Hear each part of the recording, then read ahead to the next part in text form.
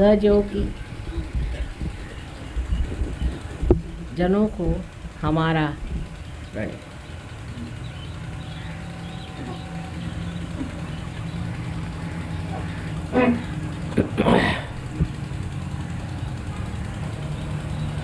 सहयोग में जब कुंडलिनी का जागरण हो जाता है तो वो एक के बाद एक, इसे बंद ही कर दीजिए, इसका बड़ा आवाज।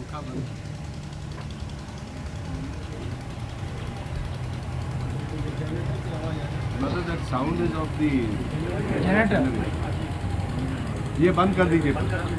बहुत आवाज है उधर, पवन चक्की का आवाज है असल में।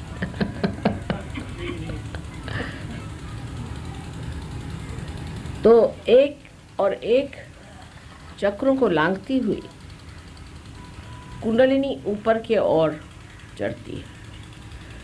यही कृष्ण के बताई हुई ऊर्ध्व गति। श्री कृष्ण ने अपने समय में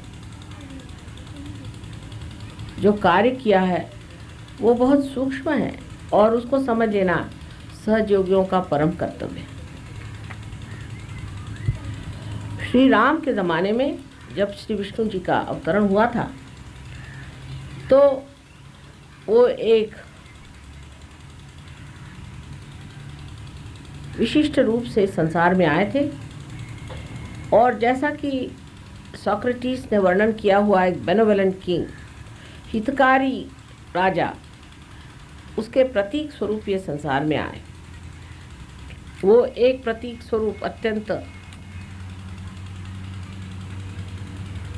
प्रेममय पति भी थे, पिता भी थे, भाई भी थे, मातृभक्त भी थे, पितृभक्त भी थे। जितने भी दुनिया भर के धर्म थे वो उन्होंने निभाए और अंत में उन्होंने जो एक राजा का धर्म होता है वो भी पालन किया, बहुत कठोर तपश्चर्या के साथ। तो एक तपस्वी जैसे वो संसार में रहे और उन्होंने दिखा दिया कि एक राजा को कैसे होना चाहिए। उनके आदर्श से हमारे जितने भी राजनीतिज्ञ हैं कुछ सीख ले तो बड़ा फायदा हो जाएगा। लेकिन उससे आगे श्री कृष्ण का जन्म बिल्कुल दूसरी तरह से हुआ है। जब भी अवतरण होता है कोई सा भी, वही अवतार, वही व्यष्टि, वही वस्तु जिसे कि हम समझते हैं एक विशिष्ट तरह की सामग्री लेकर है। जैसे श्री विष्णु के जितने भी उनके अंग हैं वो जब भी अवतरण होते हैं तो वो तरह तरह की अपनी समयाचार में जो ज़रूरतें हैं उन्हें पूरी करती समय के अनुसार। उस वक़्त समय यह था कि रामचंद्र जी को दिखा देना था कि अच्छा राजा कैसे होता है, अच्छा पति कैसे होता है। उन्होंने अपने चरित्र से, अपने अच्छाई से और अपने प्रभाव से हमारे अंदर उसकी भावना बना दी।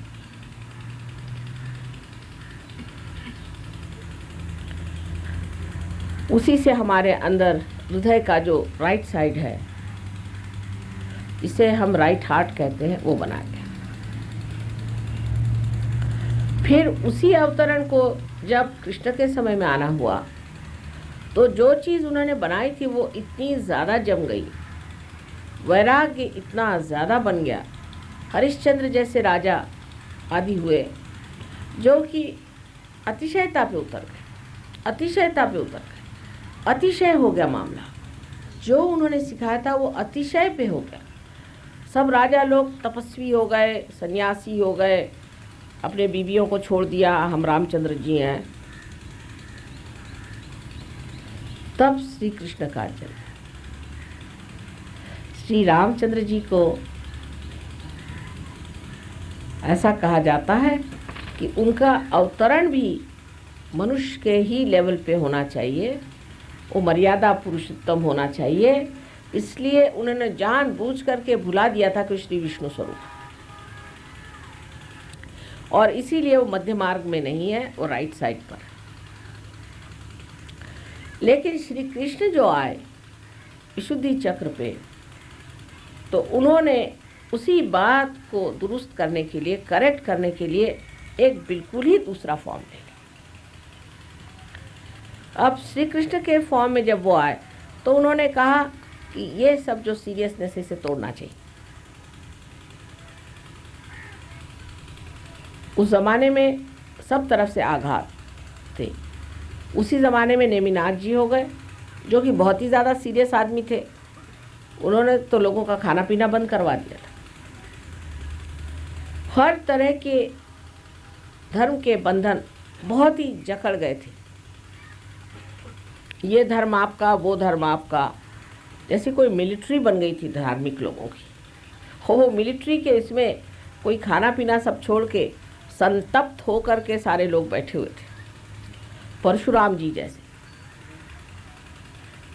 सो उन्हीं श्री राम ने जन्म लिया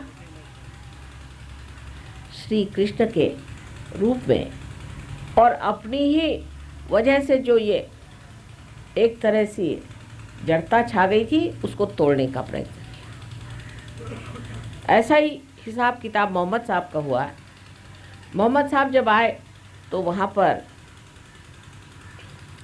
जिस जगह पैदा हुए थे उन लोगों ने उनको बहुत सताया, उनको जहर तक दिया, उनको मार भी डाला, एक तरह से बहुत परेशान कर दिया।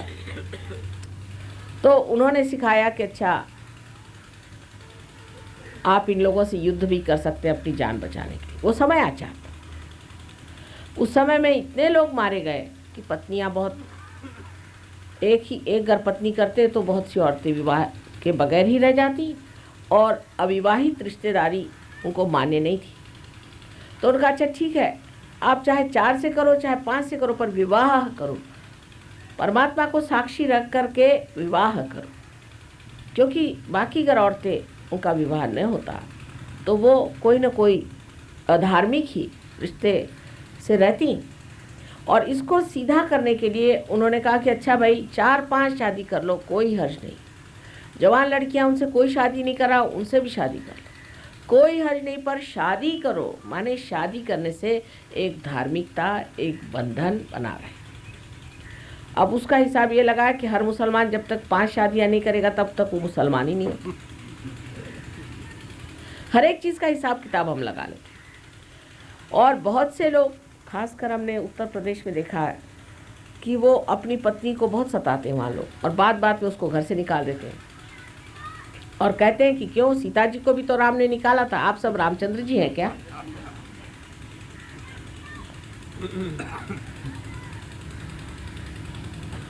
इस प्रकार हर युग में जो जो बड़े बड़े अवतरण हुए मनुष्य ने उनको बिल्कुल ऐसा कुछ जता दिया कि उन कान पकड़े, भाई हमने कहाँ से कह दिया। जैसे अब डॉक्टर साहब ने एक बात कही कि भाई ये माँ के फूल उठा के मत ले जाए, इस पे गणों का अधिकार होता है। तो 250 आदमी सहयोग छोड़ के चले गए, क्योंकि उन्होंने कहा गणों का अधिकार होता है, नहीं जाना चाहिए, उसमें रात में आपको थोड़ी तकलीफ हो जाएगी, गण लोग परेशान करें।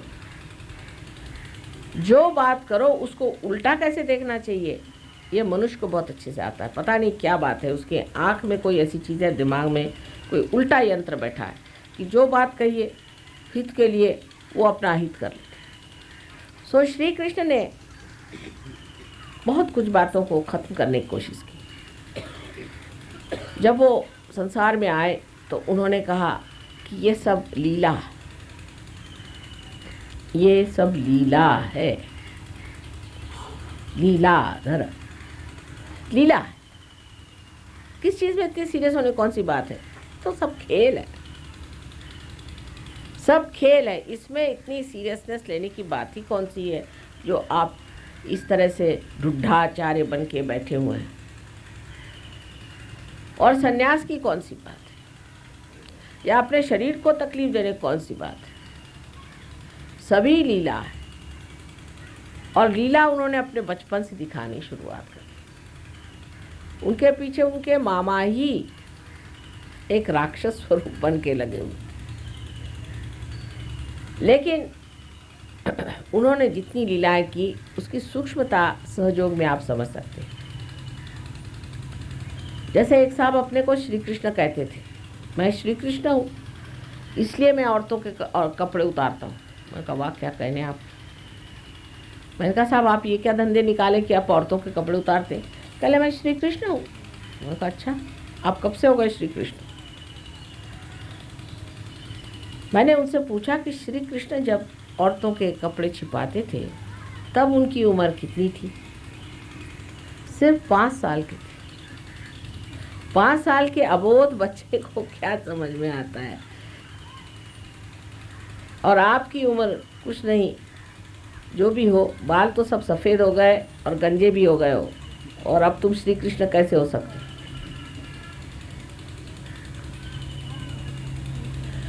और मैंने ये कहा और 8 दिन में उनके ही किसी ने सब कपड़े उतार दिए और वो कूदते फिरे। श्री कृष्ण ने लीला ऐसी दिखाई, उनके हर एक कार्य में आप सूक्ष्म दृष्टि से देख रहे तो समझ सकते हैं कपड़े उतार के किया क्या हो। जब उनके कपड़े उतारे तो वो जमुना जी में उतर गई, नहा रही थी,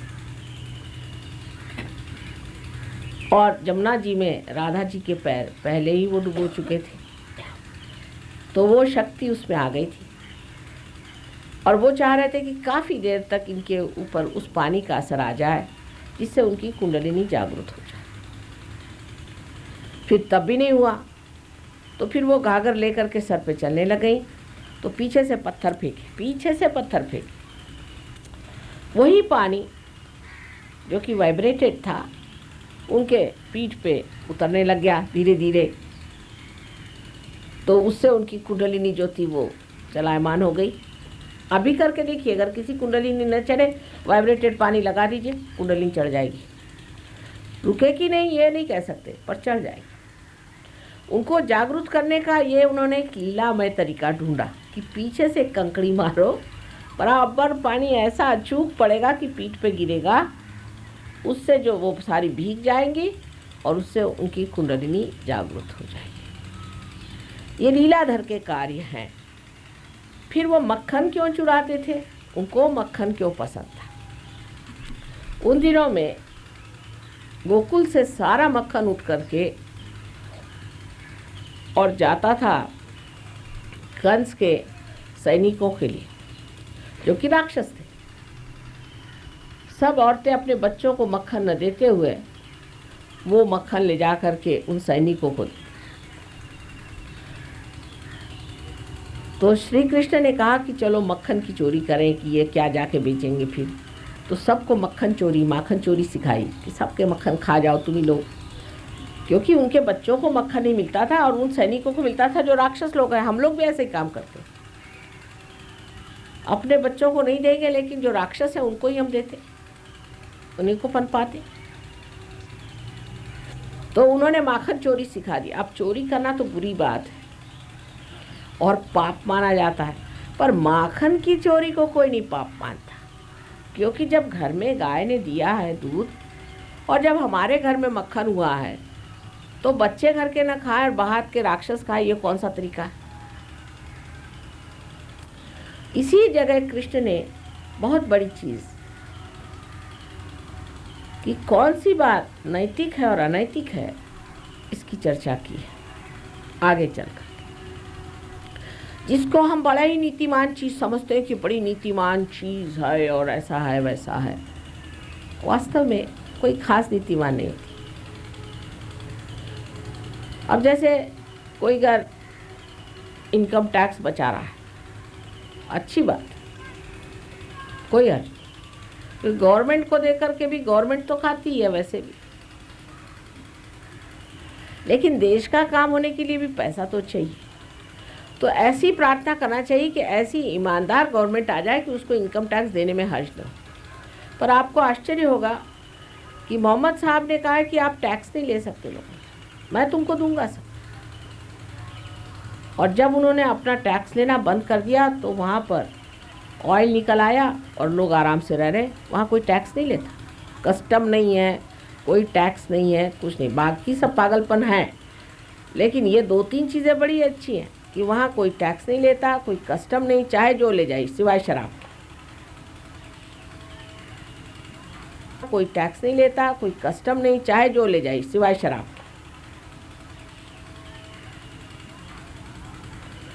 इस प्रकार नीति अनीति के झगड़े में कौन सी नीति और कौन सी अनीति है, इस पर श्री कृष्ण ने बहुत प्रकाश डाला।